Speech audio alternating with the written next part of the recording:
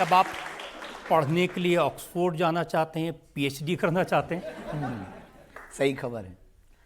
हमारा उद्देश्य है कि जीवन विद्यार्थी में ही रहना चाहिए, पढ़ते ही रहना चाहिए। और जो काम हम कर रहे हैं उस कार्य में हनुमान जी की कृपा और गुरु का प्रसाद तो है ही है। आने वाले दिनों में सब युवाओं को भी कहेंगे किसी भी उम्र में पढ़ाई की जा सकती है। तो किस विषय पर पीएचडी करेंगे आप? पीएचडी हमारा उद्देश्य है कि कैम्ब्रिज या ऑक्सफोर्ड यूनिवर्सिटी में हो और भूतों पर। ये सुनकर के आप बहुत हंसेंगे। एक विषय अभी शुरू हुआ है ऑक्सफोर्ड यूनिवर्सिटी में भी, कैम्ब्रिज में भी और अमेरिका की भी बहुत सी यूनिवर्सिटियों में। एक विषय हुआ पैरानॉर्मल। पैरानॉर्मल नाम का एक सब्जेक्ट स्टार्ट हुआ है। पैरानॉर्मल मीन्स अदृश्य शक्तियां, भूतों के बारे में जानना। हमारा काम ही है भूत भगाना। इस देश में बहुत से लोग हमारे ऊपर उंगली उठाते हैं। इस देश में हमारे ऊपर बहुत से लोग लांछन लगाते हैं कि हम अंधविश्वास फैलाते हैं।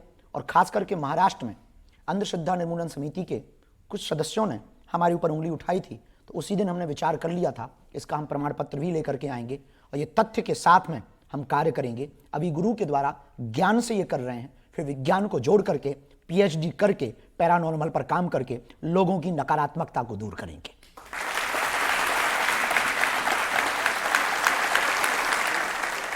देखिए आजकल बहुत सारे लोग ये जब आपकी विदेश यात्राएं देखते हैं, आपकी ये गाड़ियां देखते हैं, लोग कहते हैं ये अब ये अमीरों के गुरु हो गए हैं, गरीबों से नाता टूट गया इनका। वाह, गरीबों से नाता तोड़ेंगे तो जी नहीं पाएंगे, क्योंकि हमारी जिंदगी गरीबी थी, आज भी वही है, कल भी वही है। जब तक जिएंगे जैसे कल थे वैसे ही रहेंगे।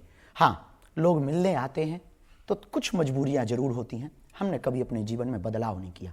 आज भी उन्हीं बेटियों का विवाह करवाते जिनके माता पिता नहीं है और जो दीनहीन है। आज भी भंडारा, कोई व्यक्ति भूखा ना जाए। आज भी बागेश्वर धाम पर रहते हैं, 18-18 घंटे जागते हैं, एक एक व्यक्ति को मिलते हैं। भीड़ बहुत हो गई तो ज़्यादा को नहीं मिल पाते, पर जितनों को भी हम अपनी तरफ से भोजन, एक कई बार भोजन छोड़ देते, पर लोगों की सेवा नहीं छोड़ते। जो कल थे वो आज हैं। बाकी कहने वालों ने तो राम को भी नहीं छोड़ा, हम तो आम हैं, हमें कब छोड़ेंगे। देखिए अखिलेश यादव की बात सुन रहा था, वो कह रहे थे कि अगर आपको बागेश्वर बाबा की कथा करानी हो तो 50 लाख रुपए खर्च करने पड़ते हैं। गरीब आदमी तो हैसियत ही नहीं है उनसे कथा करवाने की।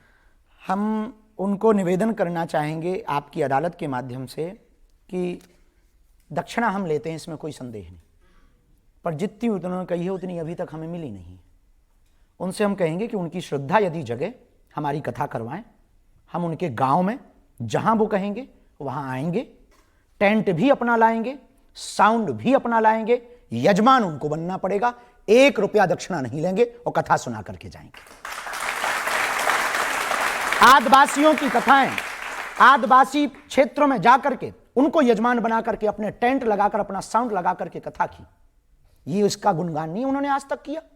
हमने आज दक्षिणा लेते हैं, हमारी 2 मजबूरी है जिस कारण से। एक, कैंसर हॉस्पिटल की मजबूरी। हमारा क्षेत्र बहुत पिछड़ा बिछड़ा है, वहां बहुत गरीबी है और लोग आस्था के नाम पर धर्मांतरण करते हैं वहां पर। तो हम चाहते हैं हम मंदिर बना करके नहीं, जीते जी अस्पताल बना करके मरे।